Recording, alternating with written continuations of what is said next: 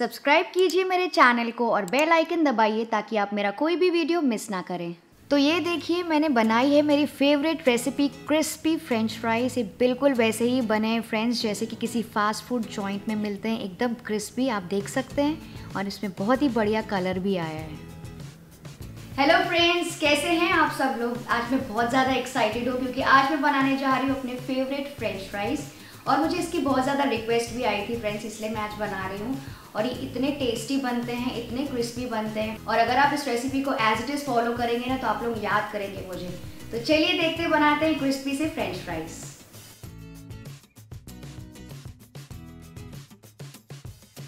Crispy और perfect French fries बनाने के लिए यहाँ पे मैंने कुछ बड़े आलू लिए हैं।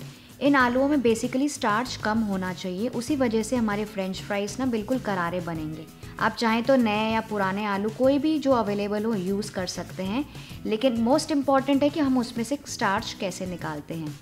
तो इसके लिए मैंने इन आलूओं को छील लिया है और अभी के लिए मैंने इन्हें पानी में भिगा के रखा है।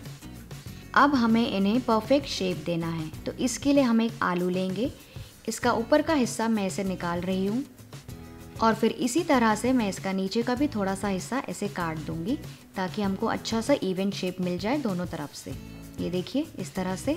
और फिर मैं इसको क्या करूँगी, इसको शीट्स में काटूँगी। तो मैं आज 1/2 इंच के शीट्स के जितना काट रही हूँ। आप चाहें तो मोटे या पतले फ्राइज़ जैसे आपको पसंद हो उसके हिसाब से आप शीट्स काट सकते हैं।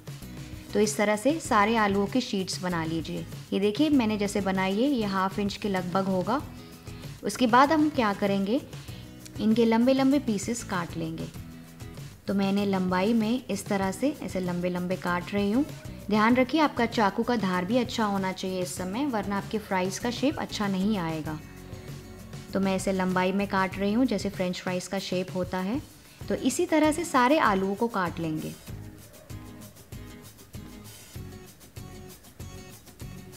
तो ये देखिए ये परफेक्ट शेप के बिल्कुल रेस्टोरेंट स्टाइल जैसे शेप बन गया है इनका, ये तैयार है। अगर आप इसी शेप के काटेंगे तो क्या होगा, आपके जो फ्रेंच फ्राइज़ है ना ऊपर से बहुत ही अच्छे और क्रिस्पी बनेंगे और अंदर से थोड़े से सॉफ्ट बनेंगे। तो मैं आपको सजेस्ट करती हूँ कि आप भी अपना शेप लगभग इतना ही रखिए, बहुत ज़्यादा मोटा भी मत रखिए और बहुत ज़्यादा पतला भी नहीं रखिए, वरना अगर आप पतला रखेंगे तो फ्रेंच फ्राइज़ थोड़े से डार्क हो जाते हैं और वो एकदम कड़क कड़क लगते हैं, खाने में मज़ा नहीं आता है। अब इन्हें पानी में डाल देंगे और अच्छे से धो लेंगे, कम से कम 2 से 3 बार। हाँ फ्रेंड्स, इसको अच्छे से 2 से 3 बार धोइए जब तक इसका पूरा वाइट पानी यानी कि स्टार्च निकल नहीं जाए। तो मैंने इसे 2 से 3 बार धो लिया था। अब एक बोल में पानी भर के डालेंगे और इन सारी फ्रेंच फ्राइज़ को इसमें ऐसे ही रख देंगे इसका एक्सेस स्टार्च निकालने के लिए। आपके फ्राइज़ तभी क्रिस्पी बनेंगे और उनमें अच्छा सा प्यारा सा कलर भी आएगा जब उनका एक्सेस स्टार्च निकल जाएगा। तो इस बोल को मैं अब फ्रिज में रख दूंगी 2 से 3 घंटों के लिए। जी हाँ फ्रेंड्स, इन्हें फ्रिज में ही रखना है, ठंडे पानी में। जितना ज़्यादा आप इसे ठंडे पानी में रखेंगे उतना ही अच्छा क्रिस्पी और अच्छा टेक्सचर आएगा आपके फ्रेंच फ्राइज़ का। तो ये आपके ऊपर है आप इसे कितनी देर भिगाते हैं। आप चाहें तो इसे पूरी रात के लिए भी भिगा सकते हैं इस बोल में और इसे फ्रिज में रख दीजिए और फिर दूसरे दिन फ्राई कर लीजिए अगर आपके घर कोई मेहमान आ रहे हैं। तो मैं आपको सजेस्ट करूंगी आप एक रात पहले ही इसे भिगा के रख दीजिए फ्रिज में, उससे बहुत ही अच्छा टेक्सचर आता है इसका और बहुत ही क्रिस्पी बनते हैं फ्रेंच फ्राइज़। तो मैंने मेरे केस में इसे 4 से 5 घंटों के लिए भिगाया था फ्रिज में इस बोल में। तो इसका पूरा स्टार्च बाहर आ गया है। अब इसे किसी टिश्यू पेपर के ऊपर या फिर किसी साफ़ कपड़े के ऊपर फैला देंगे और इसका पूरा पानी सुखा लेंगे। तो इसे अच्छी तरह से इसे पोंछ लीजिए ताकि इसमें थोड़ा भी पानी नहीं होना चाहिए फ्रेंड्स, क्योंकि तेल और पानी तो एक दूसरे के दुश्मन है, आपको पता है। और ख़ास करके फ्रेंच फ्राइज़ में तो बिल्कुल भी पानी नहीं होना चाहिए, वरना आपकी फ्रेंच फ्राइज़ एकदम सॉगी हो जाएंगी और हमारी पूरी रेसिपी ख़राब हो जाएगी। और फिर इसे ऐसे ही छोड़ दीजिए इस कपड़े के ऊपर ताकि इसका जो एक्सेस पानी भी हो या थोड़ा बहुत मॉइस्चर भी हो वो भी निकल जाए। तो जब तक ये सूख रहे हैं कपड़े के ऊपर हम अपना तेल गरम कर लेते हैं। हमें इसे 2 बार फ्राई करना है। तो पहली बार फ्राई करने के लिए हम तेल को लो से मीडियम फ्लेम के बीच में ही रखेंगे, इसे बहुत ज़्यादा बिल्कुल गरम नहीं करना है। तो ये मैंने जो तेल है वो लो से मीडियम फ्लेम पर गरम कर लिया है। अब एक एक करके फ्राइज़ मैं इसमें डाल रही हूँ, बैचेस में डालेंगे। जैसे ही मैं तेल में डालूंगी तो फ्रेंड्स आप देखेंगे कि इसमें से बबल तुरंत नहीं उठ रहे हैं। इसका मतलब ये है कि तेल परफेक्ट हल्का गर्म है। इसे इंग्लिश में ब्लांचिंग कहते हैं, मतलब कि उसे पकाना है लेकिन पूरी तरीके से नहीं पकाना है। उसमें अभी भी थोड़ा कच्चापन या फिर कसर बाकी होती है।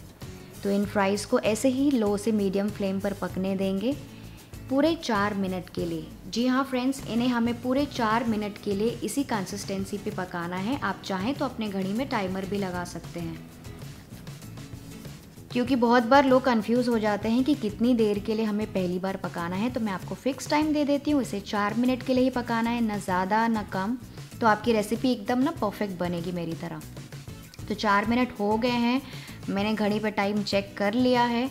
मैं आपको एक कट करके दिखाती हूँ। ये देखिए ईज़िली कट रहा है, लेकिन इसमें अभी भी थोड़ा कच्चापन और एक कसर बाकी है। ये देखिए अंदर से थोड़ा सा कच्चा है। तो इस समय हम इसे निकाल देंगे। आप इसे निकालेंगे किसी ट्रे पर, ध्यान रखिए इसे किसी ट्रे पर निकालेंगे या फिर किसी छन्नी के ऊपर निकालेंगे। हमें इसे टिश्यू पेपर के ऊपर नहीं निकालना है, वरना इसमें से जो स्टीम निकलती है वो टिश्यू पेपर के ऊपर चिपक जाएंगे और ये फ्राइज़ बिल्कुल सॉगी हो जाएंगे। क्योंकि मैंने भी पहले 1-2 बार ट्राई किया था, इन्हें टिश्यू पेपर के ऊपर रख दिया था, पूरा टिश्यू पेपर मेरा फ्राइज़ के ऊपर जाके चिपक गया और मेरे फ्राइज़ एकदम सॉगी बने। तो मेरा वो पूरा ही बैच वेस्ट हो गया। तो इसलिए मैं आपको सारे टिप्स एंड ट्रिक्स देती जा रही हूँ जैसे जैसे मैं आपको रेसिपी बताऊँगी। तो इसे बस अभी किसी बड़ी प्लेट में या फिर ट्रे के ऊपर अच्छी तरह से फैला देंगे और इसे पूरी तरह से ठंडा होने देंगे।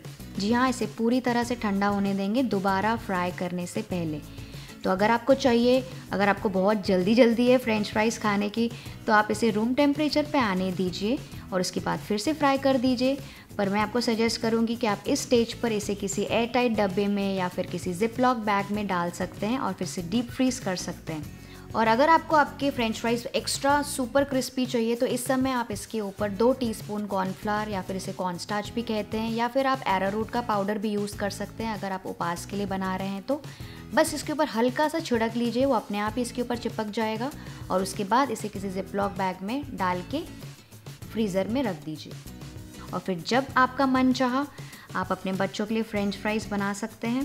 बस इसे फ्रीज़र से निकाल दीजिए और इसे हाई फ्लेम पर पकाना है, मतलब इसे फिर से जब आप तलेंगे तो हाई फ्लेम पर तलना है जब तक ये गोल्डन ब्राउन और क्रिस्पी ना हो जाए। तो यहाँ पे मैंने पहले से ही एक बैग बना के रखा है जिससे मैं अभी जस्ट फ्रीज़र से निकाली हूँ। आप मेरे ख्याल से देख सकते हैं कि इसके ऊपर थोड़ी थोड़ी आइस भी जमी हुई है।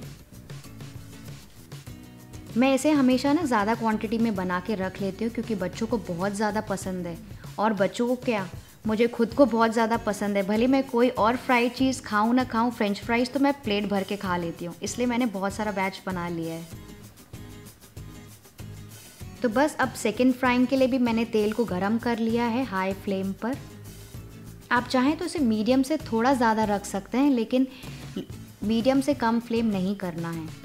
तो अब फिर से इन्हें फ्राई कर लेंगे बैचेस में। तो थोड़े थोड़े करके इसे बैचेस में डालिए, बहुत ज़्यादा भी एक साथ मत डालिए फ्रेंड्स, क्योंकि ये फ्रेंच फ्राइज़ जो है ना बहुत ज़्यादा ठंडे हैं इस समय। तो अगर बहुत ज़्यादा फ्राइज़ आप एक साथ डाल देंगे तेल में तो तेल का टेम्परेचर लो हो जाएगा और वो तेल सोखने लगेंगे। तो बैचेस में तलिए इसे और इसे 2 से 3 मिनट के लिए तलते रहिए, या जब तक कि गोल्डन ब्राउन और क्रिस्पी ना हो जाए। तो ये देखिए इसमें से बहुत बढ़िया कलर आने लगा है। बस इसे थोड़ी देर और पकाना है ताकि और अच्छा क्रिस्पी और स्लाइट गोल्डन ब्राउन कलर आ जाए। तो बस अब इसमें अच्छा सा कलर भी आ गया है, ये अच्छे से पक भी गए हैं मुझे दिख रहे हैं, और ये क्रिस्पी भी हो गए हैं। तो इस समय मैं इन्हें निकाल दूँगी। और फिर से फ्रेंड्स मैं यहाँ पे निकालने के लिए छन्नी यूज़ कर रही हूँ, टिश्यू पेपर नहीं यूज़ कर रही हूँ, क्योंकि वो टिश्यू पेपर में फटाफट चिपक जाते हैं और फिर से सॉगी हो जाते हैं। आप ये देख के ही अंदाज़ा लगा सकते हैं कि कितने क्रिस्पी फ्रेंच फ्राइज़ बने हैं, बिल्कुल अलग अलग दिख रहे हैं। अब मैं इन्हें किसी कंटेनर में ट्रांसफ़र कर लूँगी। मैं आपको इसकी आवाज़ सुनाती हूँ।